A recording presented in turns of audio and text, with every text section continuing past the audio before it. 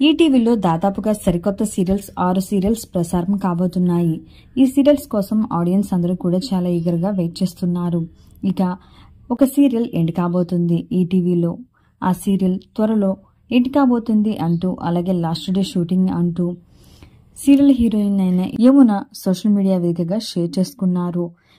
యమున నటిస్తున్న మౌన పోరాటం సీరియల్ త్వరలో ఎండ్ కాబోతుంది. ఇక ఈ శనివారం ఎండ్ అవబోతుంది అంటూ లాస్ట్ డే షార్ట్ అంటూ ఒక వీడియోని పోస్ట్ చేసింది.